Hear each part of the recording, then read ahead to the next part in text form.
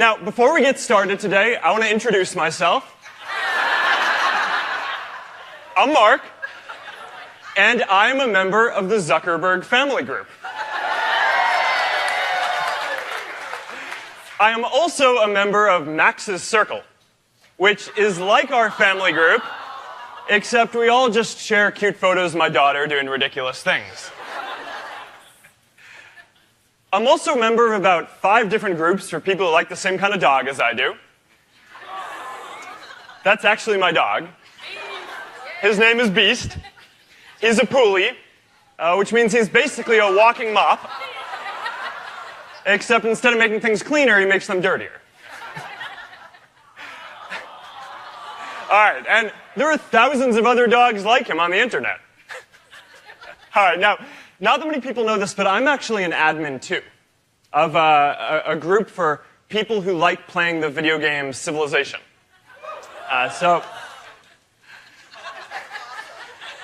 Small group.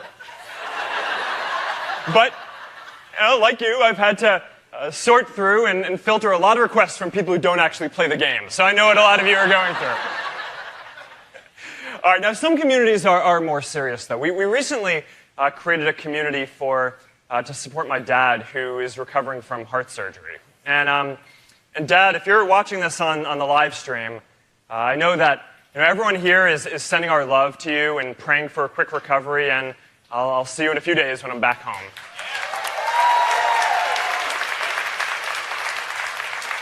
Now, all of you here today have built some of the strongest communities on Facebook. You built communities for new moms and dads, for helping kids get into college. One of the leaders here today, Derek Hooker, runs a community of locksmiths. Where are you, Derek? Now, Derek, being a locksmith can be a lonely job. So, your group gives them a sense of community. Absolutely. And when your members heard that we were hosting a community summit, dozens of them wrote in to us to tell us that we had to invite you to be here with us today. So I'm really glad that you're here. Thank you so much for coming.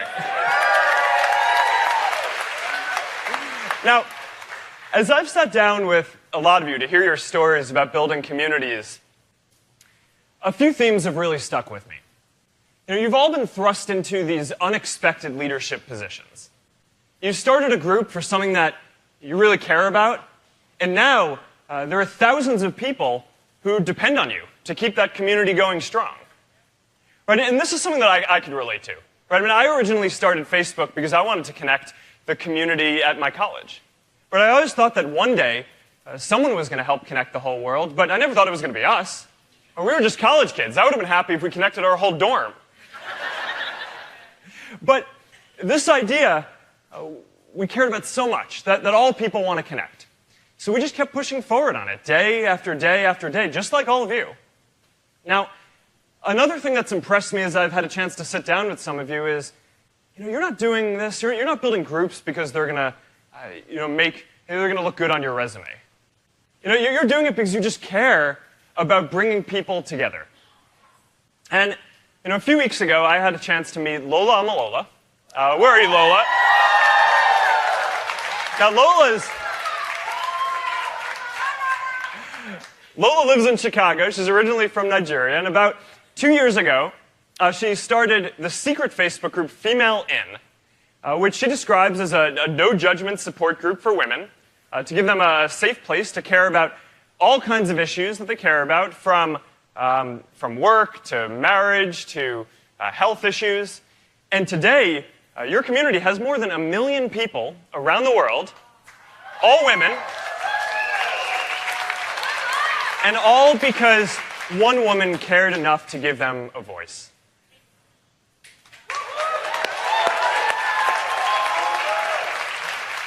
So, we are all here trying to do the most good we can for our communities. We know how lucky we are to be here and have this opportunity, and we know how much we owe it to our communities to give back. Now, today, I actually want to share a milestone that we're really close to reaching for the overall Facebook community. Just a couple of days ago, I was talking to the woman who's in charge of growing the Facebook community around the world, and she told me, well, first of all, her name is Naomi Gleit, She's going to be here tomorrow at the Community Summit. And talking about great stories of leadership, Naomi joined us more than 10 years ago, right out of college, and she's worked her way up within the company. So now she runs this big group that's in charge of trying to connect more and more people around the world. And a couple days ago when we talked, she told me that we are now very close to reaching 2 billion people in the overall Facebook community. Can you believe that? It's a great milestone, but it also means that we just have an even greater responsibility in the world now. Every day I wake up and I just think to myself, I don't have much time here on Earth. Right? How can I make the greatest positive impact that I can? And I know that this is a question that a lot of you ask yourselves too, and it's not always an easy question to answer. Right? And some days I wake up and I just want to be with my daughter and teach her everything I've learned. Some nights I go to bed and I'm not sure if I made the right decisions that day. And I can tell you that feeling doesn't go away, or no matter who you are or what you're doing. But every day you can just wake up and do your best and try to make the world a little bit better. Now, the thing that I think we all need to do right now is work to bring people closer together. And I think that this is actually so important that we're going to change Facebook's whole mission as a company in order to focus on this. So, for the last decade or so, we've been focusing on making the world more open and connected. And we're not done with this yet. We're always going to do this. But I used to think that if we just gave people a voice and helped some people connect, that would make the world a lot better all by itself. And in a lot of ways it has. But today, when we look around, our society is still very divided. Right? So now I believe that we have a responsibility to do even more. Right? Not simply connect the world, but also work to bring the world closer together. So, we need to give people a voice to make sure that we can get a diversity of opinions out there. But we also need to help build enough common ground so we can all move forward and make progress together. We need to help stay connected with the people we already know and care about. But we also need to meet new people with new perspectives too. We need support from our family and our friends. But we also need to build communities to support us in new ways too. All right, so for 10 years now, our mission has been to make the world more open and connected. And we are always going to focus on this. We're always going to work to give more people a voice and to help us connect. But now, we want to do more on top of that too. So today we're going to set a new mission to set our course as a company for the next decade. And the idea behind our new mission is to bring the world closer together. And the full formal mission statement is going to be to give people the power to build community to bring the world closer together.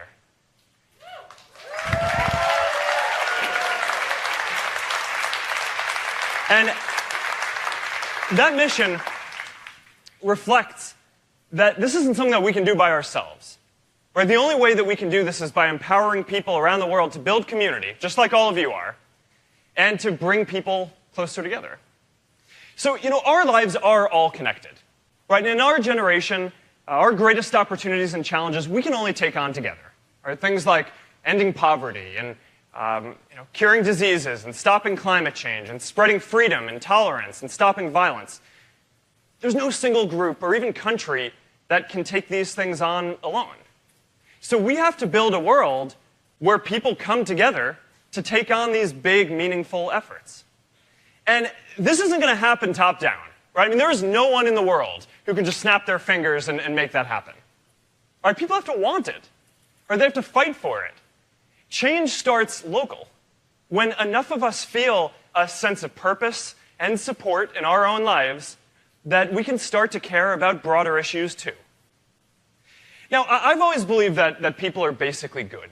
Right? And as I've traveled around and had the chance to meet all kinds of different people, from regular folks to heads of state, I've always found it's been inspiring to see that almost everyone genuinely cares about helping other people. But we all also need to feel supported. Right? No one wants to feel afraid. But if you don't feel good about your life here at home, then it's hard to care about other people in other places. Now, our communities give us that sense that we are a part of something greater than ourselves, or that we are not alone, and that we have something better ahead to work for. We all get meaning from our communities, and whether they're churches or sports teams or neighborhood groups, they give us the strength to expand our horizons and to care about broader issues. So studies have actually proven that the more connected we are, the happier we are, and the healthier we are too. You know, people who go to church are more likely to volunteer and to give to charity, not just because they're religious, but also because they're a part of a community. You know, so that's why it is so striking that over the past few decades, membership in all kinds of communities around the world has been declining, and in a lot of places by as much as 1/4. Right? So that's a lot of people who now need to find a sense of purpose and support somewhere else. So this is our challenge. We have to build a world where every single person has a sense of purpose and community. Right? That's how we're going to bring the world closer together. Right? We need to build a world where we care just as much about anyone, right? A person in India or in China or in Mexico or Nigeria as we care about a person right here in Chicago. Right? That's how we're going to achieve our greatest opportunities and build the world that we all want for generations to come. I know we can do this.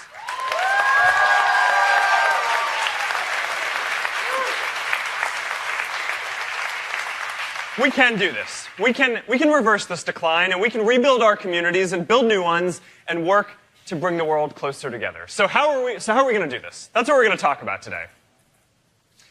And today I want to focus on two parts of our product roadmap that are focused on building meaningful communities. All right? Now, for most of us who are here, you know, in our physical lives and online, we're parts of a lot of different communities. The average person on Facebook is a member of about 30 different groups. But if you're lucky, you probably just have maybe 1 or 2 or 3 that are really meaningful for you. Right? And the rest are going to be more casual groups, like the Poolie groups I talked about before, where, you know, I get some cute puppy photos in my news feed, and that's important too. But it's not exactly a part of my support structure. But what we found is that there are more than 100 million people who are part of what they call meaningful communities on Facebook. And what that means is that upon joining these groups, they quickly become the most important part of your social network experience and an integral part of your real-world support structure. So if you're diagnosed with a rare disease, you can now join a group and connect with people around the world who have the same condition, so you're not alone. Right? If you have a child, you can join a group of other new moms and dads who are going through a lot of the same experiences and share your joy to get the support that you need there too. In these communities, they don't just connect online, right? They host get-togethers and they hold dinners and they support each other in their day-to-day lives. Right? So online communities make our physical communities stronger because they help us come together online as well as offline, and often across really big distances. So a little while ago, I started asking this question to our team. If there are almost 2 billion people on Facebook, then how come we've only helped connect 100 million of them to meaningful communities? Well, it turns out that in the physical world and online, most of us don't seek out communities. Right? Our friends either invite us or they bring us along, or on Facebook, we find ways to suggest them to you. So a little while ago, we started this project at Facebook to see if we could just get better at suggesting communities that were going to be meaningful to you. And we started building some technology and artificial intelligence to do this, and it turns out it works. It works. In 6 months, we've helped more than 50% more people join meaningful communities on Facebook than had joined them in the whole history of the product before that. And that was just doing some basic stuff. Right? So there's a lot more to do here, and we're really excited about this. So now, we're going to set a goal. We want to help 1 billion people join meaningful communities.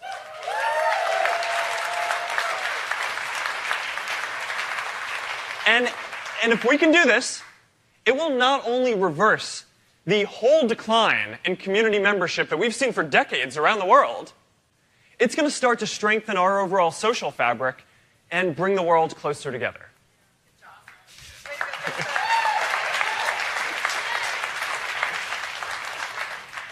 But AI is only going to get us so far, right? Because in order to have meaningful communities to suggest, there have to be strong communities in the first place. So that's where all of you, the community leaders, that's why you are so important to this mission.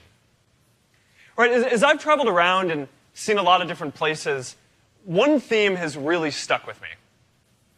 Every great community has great leaders. So think about this. A church doesn't just come together by itself, right? It has a pastor who looks out for the well-being of the congregation, and if someone hits hard times, they're in charge of making sure that people have the food and shelter they need. But a Little League team has a coach, right, who motivates the kids and helps teach them how to hit better. Right? Leaders set the culture, or they inspire us, they motivate us, they give us a safety net, and they take care of us. And every one of you does that for your communities. That's why your groups are so meaningful to your members. Now, as I've traveled around, one of the communities that I've always been the most impressed by is the military. And on one of my recent visits, they shared with me a leadership principle that I'm never going to forget. They call it 100% ownership. And the idea is, if you have 5 people on a team, each person doesn't just feel responsible for 1/5 of a problem. Every single person feels responsible for 100% of making sure that mission works. So we've tried to bring this idea to Facebook. And we have the saying now that nothing at Facebook is someone else's problem. You see a problem, you go fix it. Now, all of you embody this spirit for your communities. You've said that nothing else is someone else's problem when it comes to taking care of your members.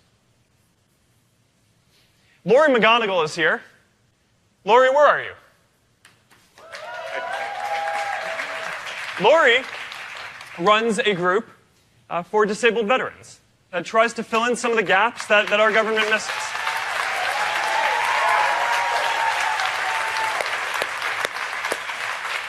And when one of your members hit a hard financial time and was close to getting their electricity turned off, your group rallied together to help pay off their bills. It's amazing.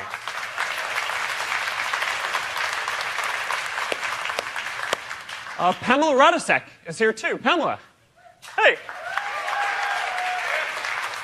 Pamela runs a group called I Am Adopted that helps connect adopted children with their birth parents. And your group has helped reunite a number of different families already.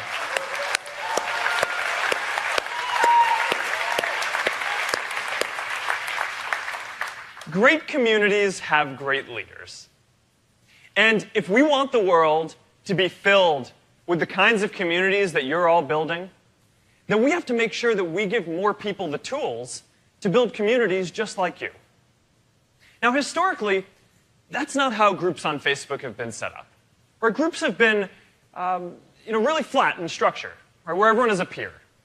And that makes sense if you're talking about building a group for your family, right? Families don't really have a leader. But it doesn't make as much sense when you're trying to manage a group that has thousands of people.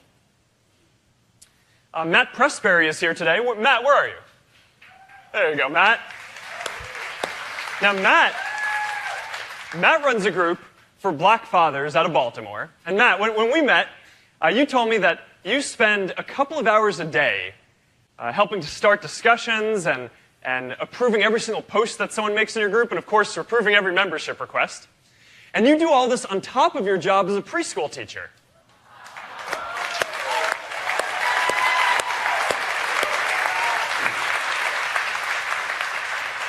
Now, one of you told me that your husband often comes home from work and sees you on the couch in the living room and knows you've been there working all day long on your group.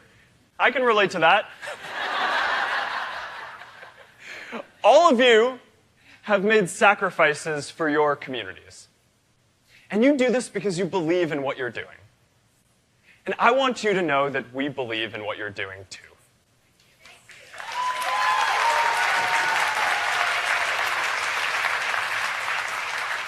So today, we're going to start rolling out some tools that's going to make it easier for you to build communities.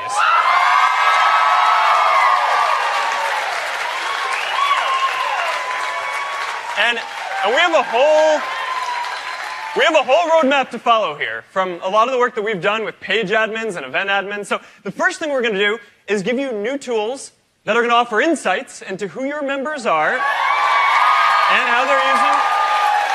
how they're using your communities. So they're going to give you insights into things like join requests and the time of day that your members are most active. So, if you're running a new mothers group, that might be 1 a.m. and then 3 a.m. and then 5 a.m. Priscilla and I are having another daughter in a few months, and I'm going to get back on that schedule soon. And of course, we're going to give you guys some new tools to manage all the join requests that you have. So these new tools are going to help you sort and filter all your requests by location and gender and more, so you can group them together and accept and reject them all at once. That's going to save you a lot of time, right? That's probably the most common thing I've heard as I've sat down with a lot of you. And we're also going to help you remove bad actors and all their content from your groups.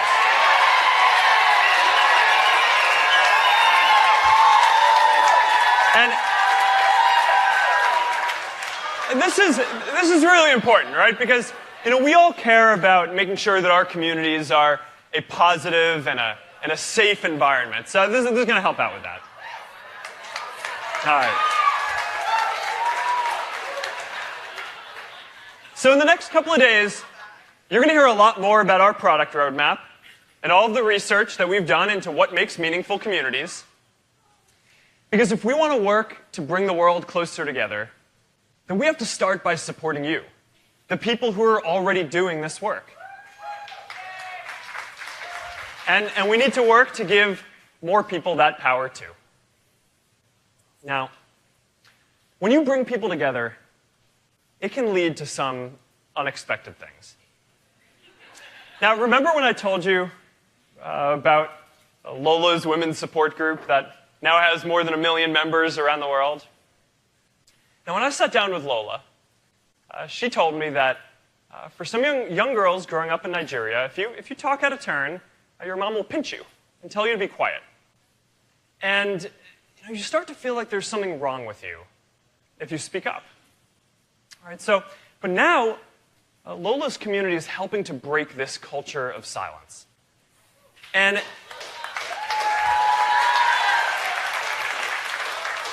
it's having some unexpected consequences, and some on issues like domestic violence. All right, so Lola told me that for some Nigerian women, this silence leads to people enduring abuse. But now, when someone posts in your community, they're going to get thousands of messages of support and offers of places to stay and help with childcare, all within minutes.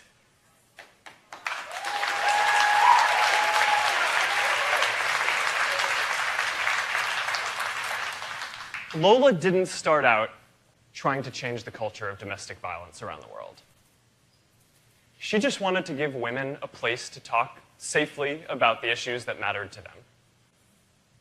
This is the power of the communities that you are all building. You may think you're just creating a space for new moms, or for bird watchers, or for locksmiths. But when you give people a way to connect and a sense of support, it can lead to important changes. We all have the power to be leaders. And if enough of us work to build community and bring people together, we just might change the world.